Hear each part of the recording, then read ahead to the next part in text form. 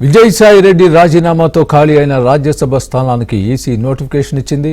ఈ నెల 29వ తేదీ వరకు నామినేషన్లు స్వీకరించనున్నారు. కాగా కూటమి నుంచి ఎవరు అభ్యర్థిగా నిలబడతారు, ఎవరికి అవకాశం దక్కనుంది? సార్వత్రిక ఎన్నికల్లో ఘోర పరాజయం పాలైన వైసీపీని అనేక మంది నేతలు వీడుతున్నారు. ఇందులో భాగంగా రాజ్యసభలో మోపిదేవి వెంకటరమణ, బీద మస్తాన్రావు, ఆర్ కృష్ణయ్యలు రాజీనామాలు చేశారు. ఇందులో మోపిదేవి వెంకటరమణ, బీద మస్తాన్రావు టీడీపీలో చేరారు. బీద మస్తాన్రావు తిరిగి టీడీపీ నుంచి రాజ్యసభ సభ్యుడిగా ఎంపికయ్యారు. మోపిదేవి వెంకటరమణ స్థానంలో సాన సతీష్ ఎన్నికయ్యారు. ఆర్ కృష్ణయ్య బీజేపీ నుంచి మళ్లీ ఎంపీగా ఎన్నికయ్యారు.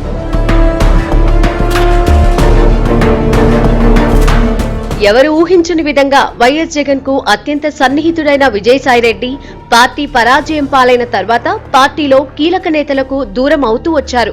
తాడేపల్లి ప్యాలెస్ లో జగన్ చుట్టూ ఉన్న కోటరీకి విజయసాయిరెడ్డికి మధ్య దూరం పెరిగింది. ఈ నేపథ్యంలో ఢిల్లీలో జరిగిన సంప్రదింపుల అనంతరం విజయసాయిరెడ్డి రాజ్యసభ సభ్యత్వానికి రాజీనామా చేశారు.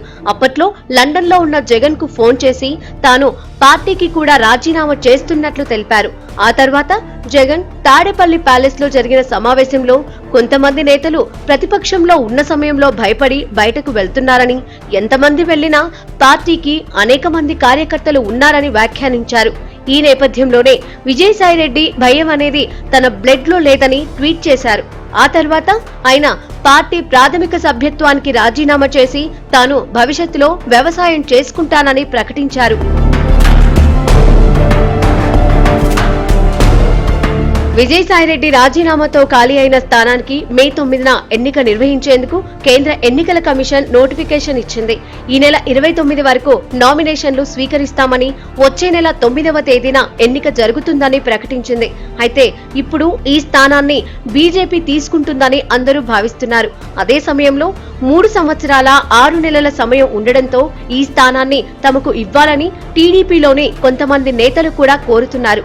బీజేపీ హైకమాండ్ తో టీడీపీ అధినేత చంద్రబాబు చర్చలు జరిపిన అనంతరం ఈ స్థానం నుంచి ఎవరు పోటీ చేయాలనే అంశంపై ఒక నిర్ణయం తీసుకునే అవకాశం ఉంది.